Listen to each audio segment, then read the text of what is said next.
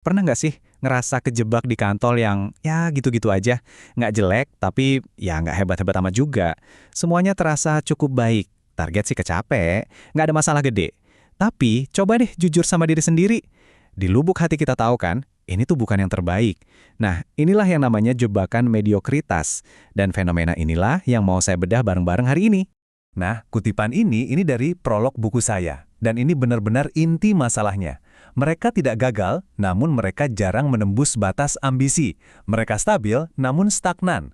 Kalimat ini tuh nangkep sebuah paradoks yang bahaya banget. Rasa nyaman yang ternyata malah jadi penjara. Stabilitas yang kita pikir aman, ternyata justru itu yang pelan-pelan membunuh potensi terbesar kita. Ngeri kan? Oke, jadi di dalam buku saya Organisasi Mediocre, kita bakal bedah tuntas fenomena ini. Saya, Muhammad Ihsan Kurnia, sengaja nulis buku ini bukan buat nyinyir atau kritik doang ya, tapi tujuannya itu buat ngasih semacam kacamata diagnostik, biar kita semua bisa lihat lebih jelas, kenapa sih kok banyak banget dari kita yang rasanya kayak kejebak di roda hamster yang judulnya cukup baik. Oke, kita mulai dari bagian pertama, diagnosis. Kan kayak dokter aja, sebelum ngasih obat harus tahu dulu gejalanya apa. Nah, gimana sih wujud asli dari si cukup baik yang ternyata berbahaya ini? Yuk, kita lihat tanda-tandanya. Nah, ini poin yang paling penting ya. Mediokritas itu bukan salah perorangan, bukan salah kamu atau rekan kerjamu. Buku ini ngelihatnya sebagai sebuah kondisi sistemik. Jadi ini masalah sistem yang bisa didiagnosis. Anggap aja kayak keseimbangan budaya yang aneh deh, di mana stabilitas itu malah jadi penjara yang ngehalangin kita buat tumbuh. Dan inilah dia indikator-indikator utamanya. Coba deh dengerin baik-baik, mungkin ada yang nyangkut. Pertama, target sengaja dibikin rendah biar kelihatannya performanya bagus. Kedua, rapat isinya basa-basi doang yang penting kelihatan akur. Terus, pemimpinnya sibuk jadi pemadam kebakaran tapi lupa bangun visi jangka panjang. Dan yang terakhir, jenjang karir itu buat yang paling setia, bukan yang paling bisa kerja. Hayo, ngaku, berapa dari ciri-ciri ini yang kamu lihat setiap hari? Oke, gejalanya udah kelihatan ya. Pertanyaan selanjutnya, kok bisa sih ini terjadi? Nah, sekarang yuk kita gali lebih dalam lagi akarnya. Kita geser dari apa masalahnya ke kenapa kita bisa kejebak di sini. Nah, ini salah satu penyebab utamanya. Di buku saya sebut ini pseudo-koherensi. Kelihatannya aja kompak di luar, padahal dalamnya rapuh. Budaya yang alergi sama konflik dan kritik membangun, itu sama aja mematikan proses belajar. Kalau nggak ada perdebatan yang sehat, ide-ide jelek bisa lolos jadi kebijakan. Ini juga penting banget. Sistem insentif itu ibarat kompasnya organisasi.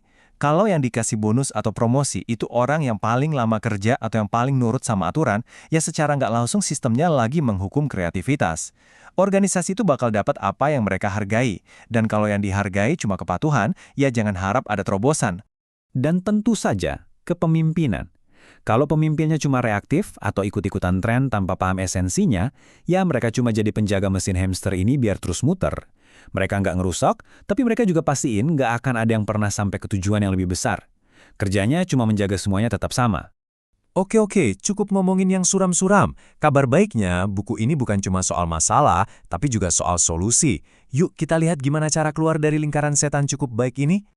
Solusinya itu harus sistemik, bukan sulap. Semuanya harus mulai dari atas. Pemimpin yang punya visi, yang berani naikin standar. Terus, rombak total sistem insentifnya. Harga inovasi bukan cuma kepatuhan. Bangun budaya di mana orang nggak takut buat coba-coba dan gagal. Dan terakhir, kasih sumber daya yang beneran. Bukan cuma janji manis, buat inovasi. Sekarang, saatnya bagian yang paling personal. Waktunya kita ngaca bareng-bareng.